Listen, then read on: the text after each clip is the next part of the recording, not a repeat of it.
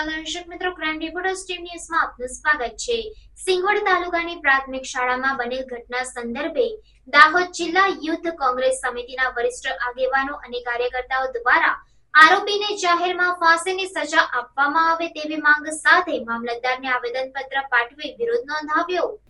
સિંગવડ મામલતદાર કચેરી ખાતે દાહોદ જિલ્લા યુથ કોંગ્રેસ સમિતિના પ્રમુખ સંજયભાઈ નીનામાની અધ્યક્ષતામાં તમામ સામાજિક આગેવાનો અને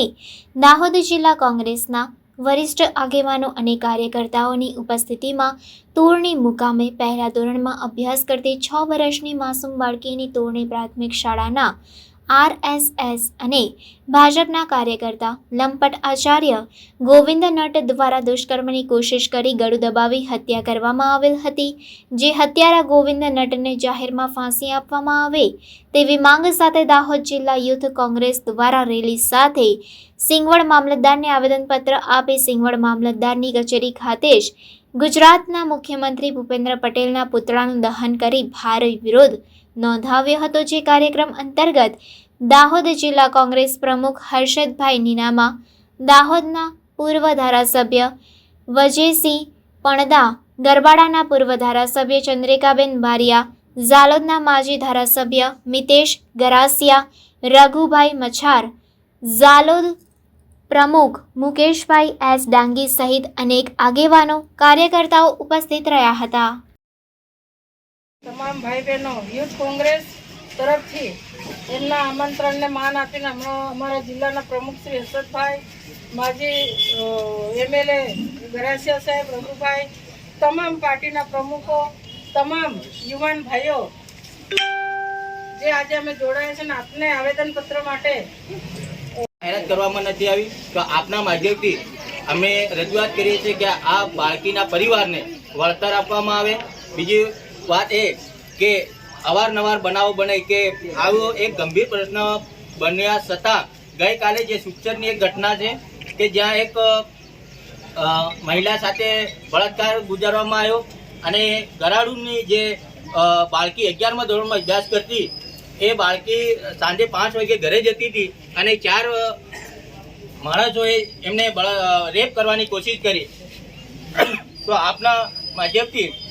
સરકારને કહેવા માંગીએ છીએ કે આવા લોકો પર કડક ને કડક કાર્યવાહી થાય અને સાથે RSSમાં રહેલા માણસો જે આવા કૃત્યો કરે છે તો અમારી માંગ છે કે આવા RSSમાંથી પણ આવા લોકોને કાઢી અને RSS પર પ્રતિબંધ લગાડવા માટે અમે આપને આવેદનપત્ર આપીએ છીએ। તોરણી પ્રાથમિક શાળામાં જે બનાવ બન્યો, 6 વર્ષની માસૂમ બાળકી પર બળાત્કાર કરી અને હત્યા નિપજાવી આવા નરાધમ આચાર્ય જે ગોવિંદ નટને હજુ સુધી આ સરકારે ફાંસી નથી આપી, એના વિરોધમાં અમે દાહોદ જિલ્લા કોંગ્રેસ સમિતિ અને દાહોદ જિલ્લા યુથ કોંગ્રેસ સમિતિ વતી મામલેદાર સાહેબને આવેદનપત્ર આપ્યું। આ બાળકી જ્યારે 19 તારીખનો બનાવ છે, પણ આ ભાજપની સરકારે આજ દિન સુધી આ બાળકીના પરિવારને કોઈપણ જાતની સહાય આપી નથી અને અહીંના લોકલ સંસદ સભ્ય જેઓ જસવંતસિંહ બાબોર અને અહીંના સ્થાનિક ધારાસભ્ય શૈલેષ બાબોર જ્યારે આટલો મોટી ઘટના બની અને પોતાના વિસ્તારની માસૂમ બાળકી પર આવો અત્યાચાર થયો ત્યારે પણ આજ દિન સુધી એમને મુલાકાત નથી લીધી। પણ જ્યારે લોકોનો આક્રોશ અને સરકાર વિરોધી જ્યારે લોકો રસ્તા પર ઉતર્યા ત્યારે ખાલી ફોટોશૂટ કરાવવા માટે અહીંના સંસદ સભ્ય અને અહીંના ધારાસભ્ય જ્યારે ગયા, પણ એમને એક પણ જાતની સહાયની કે કોઈ પણ જાતની એ પરિવાર સાથે સાંત્વનાની વાત નહોતી કરી, માત્ર લોકોને દેખાડવા માટે એમના ઘરે ગયા। આપના મીડિયાના માધ્યમથી અમે કહેવા માંગીએ છીએ કે આ ગોવિંદ નટને આજે 9મો દિવસ ચાલે છે છતાં પણ હજી ફાંસી નથી આપી, તો આવા શિક્ષકને શું આ સરકાર સાવરવા માંગે છે? એના માટે અમે તમામ સમાજના આગેવાનો કોંગ્રેસ સમિતિ અમે માંગણી કરીએ છીએ કે ટૂંક સમયમાં આવા નરાધમને ફાંસીની સજા આપવી જોઈએ અને જો આ સરકારથી કદાચ ફાંસીની સજા નહીં આપવાની હોય તો અમને સોંપી દે, અમે એને ગોળી મારીને પણ હત્યા કરી દઈશું, સાહેબ અમારે જેલમાં પણ જવું પડે તો કોઈ વાંધો નહીં, પણ આવા અત્યાચાર કરનાર પર કોઈ પણ જાતની રહેમ આ સરકાર કરી રહી છે એવું લાગી રહ્યું છે। એટલે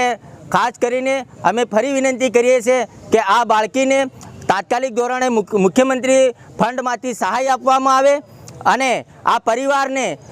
સુરક્ષિત રહેવાની જગ્યા પણ આપે અને એને પ્રોડક્શન આપે એવી અમે માંગણી કરીએ છીએ. જય હિન્દ, જય ભારત.